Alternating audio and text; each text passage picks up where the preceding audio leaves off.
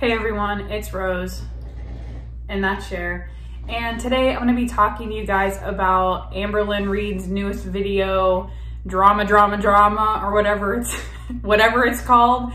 So let's go ahead and we'll jump right into it. What?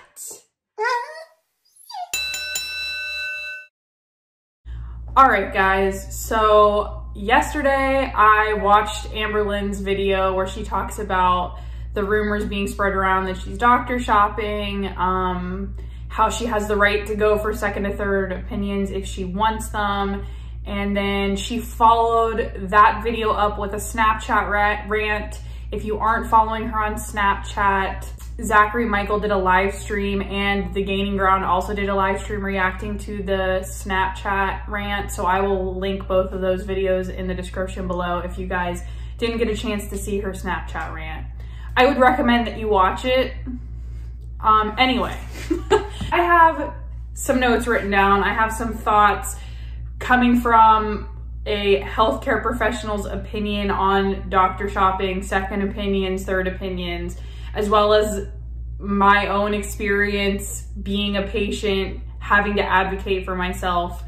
We're gonna get into all of it. I think this is an important video for people to watch if they are having health issues and their doctors aren't listening to them, or they feel like their doctors aren't listening to them, or if you have family members that are unwell or sick and you need to communicate to the doctor, you know, the importance of what you feel is wrong with them or whatever. So let's go ahead and we'll get this thing started. So one thing that's important to point out, Amberlynn talks a lot about how the doctor shopping is for drug seekers, someone that is seeking a specific prescription medication, and they will often go to many different doctors and get the same prescription filled, so they have like a bulk amount of that prescription that they want. But it isn't just that. Doctor shopping is also going to multiple different doctors trying to get a specific diagnosis or a diagnosis that you want to get. So it can be in regards to getting a diagnosis and not necessarily a specific medication. One example I could think of off the top of my head is like if someone had like a back injury and they were trying, like, and they had a workers' comp case and they were trying to say they couldn't go back to work ever, you could go to multiple different orthopedics to try to get a diagnosis of saying like you're permanently injured and you can't return to work. That's an example I can think of off the top of my head. The first thing that's important to know about Amberlynn and what she's going for, she's been very vague about what it is. She has like twitching in her eye, some like fullness feeling in her ear. She says she kind of feels twitchy on her face, but that's all she's really told us about. So I don't know what she would be going to a doctor for, specifically trying to get like a specific diagnosis. I don't know if she has a diagnosis in her mind. Personally, I don't think that she is doctor shopping. I think that she is scared. I think we're in the middle of a pandemic. I think she's starting to realize that she weighs 500 pounds and her body is, you know, giving up on her. So I think she's panicking right now and she's just trying to get a solid answer for what is going on. One thing I do want to say though is people have thrown around the idea that she's like twitching and stuff from, you know, stress, from a lack of sleep. And she said, I've gone through these things before and my body has never reacted that way. Just because you've had issues with stress and sleep deprivation in the past does not mean that your body will react to it the same way every time. An example of your body like changing its reactions to thing that came into my mind when I was watching the video was like when I was little, I got stung by bees multiple times over and over and over again, had no problem. As an adult, I got stung on the arm and my whole arm blew up like a balloon and it was so painful I couldn't sleep at night, and now I have an EpiPen because I'm allergic to bees. So just because your body, you know, can take so much for a little bit without having a super negative reaction does not mean that if you're stressed to the max, you're not going to start having weird things happen to your body, like a twitch or whatever. I also think it's important to note that she potentially has untreated sleep apnea. So like oxygen deprivation, a lack of oxygen. Also the sleep deprivation because of the sleep apnea could be, you know, building and building and building, like snowballing, like a snowball effect until something, you know, grand happens. Okay, so things that crossed my mind while watching her video. Number one, she could go to 5 different doctors for the symptoms that she's complained of and get 5 different diagnoses or 5 different opinions. You may not find 2 doctors who agree. Like, she could go to one and they would say sleep deprivation. She could go to another and say it's stress. She can go to a third one and they say it's your anxiety. She can go to a fourth one and say it's because you're obese and blah, blah, blah. Like, so just because you go to multiple doctors does not mean you're going to find 2 doctors that agree. And I think that's what she's searching for, is for 2 people to agree on what the problem is. And that may never happen.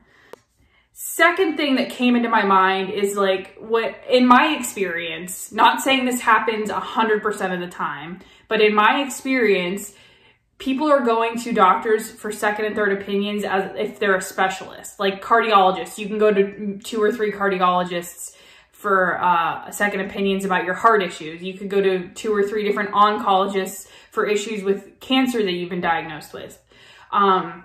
So typically you're not going to multiple PCPs or primary care physicians, which are like the family doctors. You're not typically going to more than one of those when you're trying to get a diagnosis or when you're sick or whatever it might be. So I'm thinking, if she thinks, the only thing I can think in her mind that she's thinking is that this is a neurological issue. So if I were her, I would have said to my PCP, like, hey, can you send me to a neurologist for this? She goes to her neurologist. She doesn't like the answer that neurologist gives, or she doesn't feel comfortable with it, or whatever it might be. She decides, I'm going to go to a second neurologist and get their opinion on what could be causing this twitching. That's how I would see in a medical world it happening if you're going to go for multiple opinions.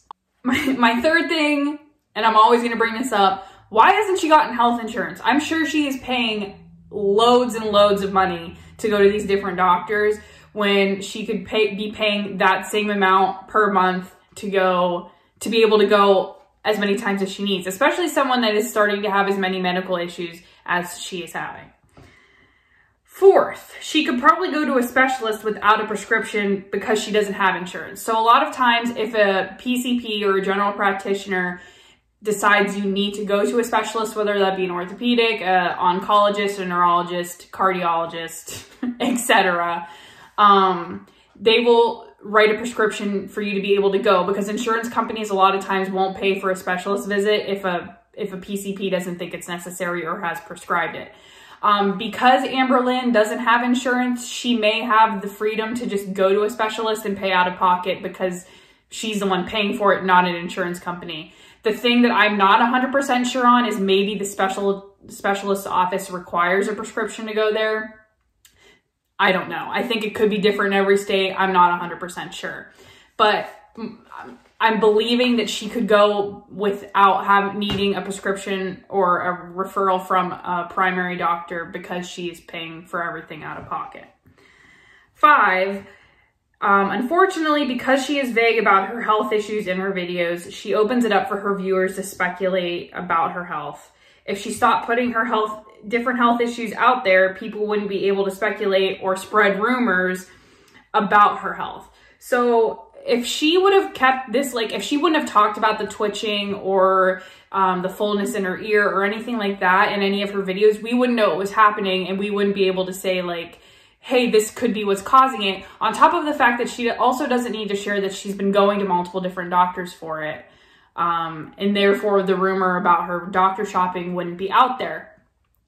Unfortunately, as a public figure, as someone who puts your life out on YouTube, you're opening yourself up for speculation, just like celebrities, like the tabloids. It's something that the world does. We speculate, we start rumors about the entertainment that we watch. And for Amberlynn, she's entertainment for people to come to and watch on YouTube. And Hildy, she left a comment on my community tab post about this video, made a really great point saying that doctors aren't always a good fit for people, just like therapists aren't necessarily a good fit. Like you could go to a therapist for one session and be like, this isn't going to be a good fit, and have to go find another therapist. Let's talk personal anecdote real fast. When I turned 20, I believe I was 21 or 22, I started getting really, really bad migraines. Had never had migraines before in my life. I woke up one day and my head felt like it was going to explode. And I walked downstairs. I was still living with my parents at the time. And I turned to my dad and I said, I'm either having a migraine or a stroke. And my dad was like, you're probably having a migraine.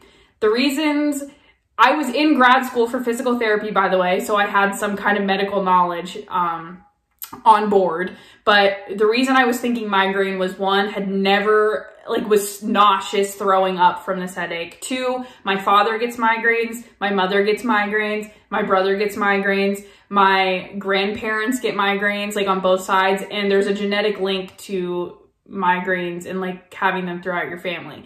So it was pretty, you know, I was pretty sure I was having migraines. The problem is I couldn't get rid of the migraine. So I had a headache for like a month straight. And then at one point the migraine, like it would like, you know, dull, and then it would like amplify again. Like I'd wake up the next morning and it would just be like, because for whatever reason, when I get migraines, I wake up with them. They don't like happen throughout the day as the day goes on. If I'm getting a migraine, I wake up with one. So I didn't have a PCP because I had been in college and had just gone to like the health center at the college and not gotten a doctor after my pediatrician. So I had to hunt and hunt and hunt for a PCP in my area that was taking new patients. I went into this doctor and she treated me like I was the biggest idiot in the world. She talked down to me. She was trying to say that it was because I was hungover, not because I was having migraines. And I was like, I think I know, like, I'm not drinking. Like, it was like one of those things where I was like, I wasn't getting drunk and then waking up with headaches and being like, oh, it's a migraine. Like, it was so frustrating. And then when she finally was like, well, what are you in school for? And I told her I was going to get my doctorate in physical therapy. That's when the flip switched. And she was like, oh, and then started acting like, oh, this girl has her crap together and maybe she really is having migraines. The problem is that she still didn't believe me that I was having migraines. She told me I was having tension headaches because my bra didn't fit right.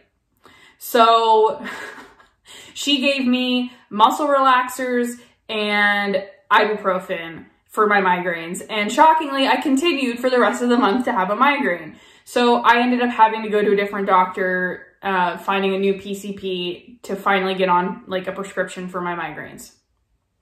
Anyway, so this story goes into my advice for Amber. What I know about Amber and her doctor is that I thought they had a good relationship. They had a good rapport. If you have a good rapport with your doctor or your PCP, which I hope that you do because they're the ones you see every year. If you don't, I would recommend finding a PCP that you enjoy, that you can go to and have a real conversation with about your health. I miss my old PCP from Pennsylvania because could go in and we would talk, we would do the thing and he'd be like, anything else you need to talk to me about. So if you can't, that would be what I would suggest. Find a doctor who's willing to sit there and have a conversation with you about your health and any concerns you might have. Not one that runs in and runs out. So for Amber, I believe you have a good repertoire with your doctor. If you're concerned or if you think that she isn't giving you the right answer, you need to advocate for yourself. You need to say, I need more testing. I need somebody to look at this. I want to go to a neurologist. I want to go to a cardiologist, and have her write you a prescription for said specialist. I don't think you need to go to multiple general practitioners to try to get an answer. I think you just need to have a heart-to-heart with your PCP and really get her to listen to what it is that you need, what it is that you want, what your concerns are, so that you guys can work together as a team to kind of solve this problem or put the puzzle pieces together. And I would give that kind of advice to anybody watching that's having health issues, health concerns, anybody whose family members are having health concerns. The most important thing that you can do is advocate, advocate, advocate, advocate. If your grandfather's in the hospital and has been laying in bed for a week and they haven't sent a physical therapist in, you go to that doctor that's following the hospitalist and you say, get my grandfather a physical therapy eval. Why hasn't he been getting out of bed? You go to the nurse and you say, get my grandfather out of bed. He's been laying in bed for a week. He's getting weaker and weaker and weaker, and we want to see him be strong enough to go home. You go into your PCP and you say, I am having heart palpitations, chest pain, you know, whatever. If they're not taking it as seriously as you think it is, you drill it and drill it and drill it. The squeaky wheel is the one that gets the oil, everyone, or the grease, or whatever that saying is. So you just have to keep advocating and talking. Don't feel like you're annoying them. Don't feel like they know everything and you aren't a medical professional, so you don't know and they must be right. You have to have a conversation and you have to push the issue until you get the treatment and the testing and everything done that you need so that you have the answers. More advice for Amber, I would say go to a specialist. If you think it's a neurological problem, go to a neurologist. I think it's really the only way that you might get some answers if you're fearing that this is something that isn't stress or sleep deprivation related. And go to multiple neurologists to get second opinions, not necessarily general practitioners. And now I'm not trying to say out here, everybody go to 7,000 different doctors to get answers. Sometimes, unfortunately, you're sick, there's something happening, and there are no answers. If you I got really sick once. I had multiple blood work done. I had a chest x-ray done and they didn't find anything. And eventually I got better. So sometimes doctors, there is no way to find the answer. But if it's something that is continual and it's not going away, that's when it's time to seek answers and advocate for yourself. I think that's everything I have to say about the doctor shopping and the second opinion thing. Amber made the point that everyone is entitled to a second opinion, absolutely. But I think it's important first to advocate to yourself before you try to find 7 different doctors to give you an answer. Advocate to your PCP that you have a good rapport with and try to get the answers from them. I want to thank you guys for watching. If you liked it, please give it a thumbs up. If you're interested in seeing more from me, please subscribe and hit the notification bell so you get notified when I upload. I always leave my Twitter and Instagram link down below so you can follow me over there if you'd like. Thank you again for watching. Don't forget to wash your hands and I will see you in the next one.